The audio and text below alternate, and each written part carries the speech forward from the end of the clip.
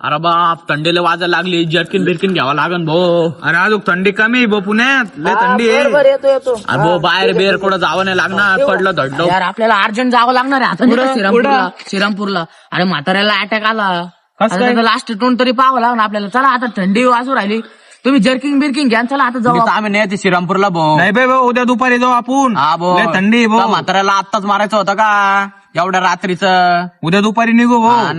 म्हातारा जगलं 120 वर्ष, आम्हाला नीट 10 वर्ष तर जगू दे भाऊ. नाही तर जायचं म्हाताऱ्याच्या माग आम्हीच. हा भाऊ. एवढी थंडी मारण्याचं समजायला पाहिजे. श्रीरामपूरला भाऊ कुठं नाही यायचं भाऊ, नको.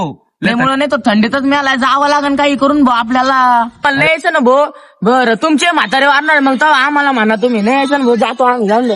आता काय करायचं भाऊ, जावंच लागेल भाऊ, आपलं पण काम निघले तर भाऊ. अरे जाऊ दे, त्याच्याकडे गाडी, त्याच्याच गाडीवर बसून जाऊ राहू जाऊ. पुढे ए, बुट्ट्या, इकडे इकडे ना काय रे जाऊ मग. जाऊ. चल भाऊ, चल भाऊ.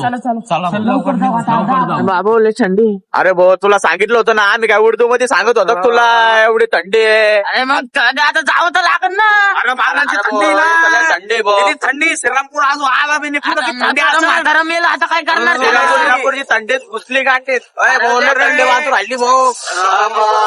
अरे पुढे बेकार आलं पुढे. थंडी पुढं. अरे बाबा, अरे मी एका बाजून झालो, तापमानी